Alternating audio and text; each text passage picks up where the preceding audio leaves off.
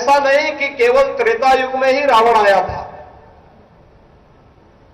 हर कालखंड में एक साथ अगर दैवीय शक्तियां चलती हैं तो दूसरी ओर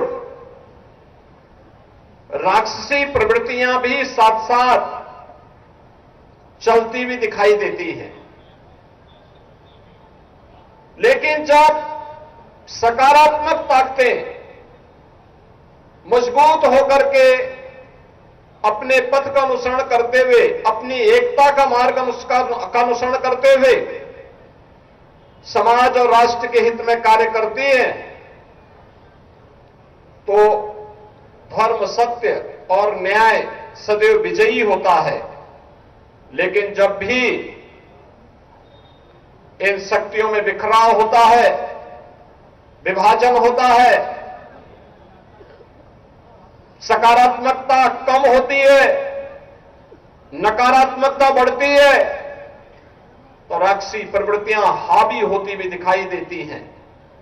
दुष्प्रवृत्ति के रूप में, वो किसी भी रूप में हो सकता है। वह आज के प्रत्यक्ष में अगर आप देखेंगे, वह आतंकवाद के रूप में हो सकता है, नक्सलवाद के रूप में हो सकता है, अलगाववाद के रूप में हो सकता है, उग्रवाद के रूप में हो सकता है, माफियावाद के रूप में हो सकता है, आपराधिक गतिविधियों के माध्यम से हो सकता है, अनावश्यक समाज में अराजकता पैदा करने की किसी भी दुष्प्रवृत्ति के रूप में हो सकता है। और यह हम सबकी जिम्मेदारी बनती है कि सकारात्मकता को ध्यान में रख करके हर कालखंड में कभी इस कार्य को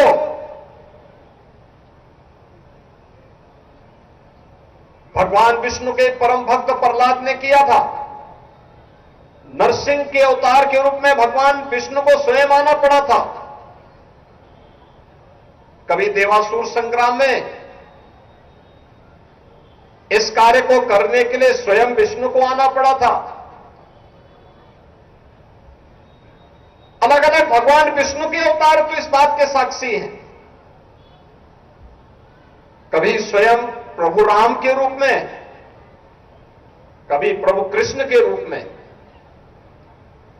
कभी विश्व में मैत्री और शांति की स्थापना के लिए, करुणा के लिए बुद्ध के रूप में। ये हर कालखंड में यह परंपरा चलती रही है और हर युग इसके साथ ही विस्तार पाता रहा है। आज हम सब विजयादशमी के संकल्प के साथ यहां पर जुड़े हुए हैं। जब संकल्प सत्संकल्प होता है, एकता का होता है, एकजुटता का होता है, सकारात्मकता का होता है, तो उसके परिणाम भी सकारात्मक होते हैं। और यह वर्ष तो विजयादशमी का और दीपावली का विशेष पर्व है, विशेष आयोजन है।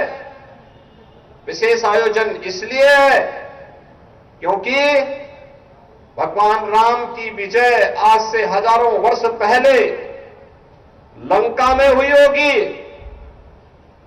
लेकिन इस वर्ष में प्रभु श्री राम 500 वर्षों का इंतजार करते हुए अपने स्वयं के भव्य मंदिर में विराजमान होने वाले हैं।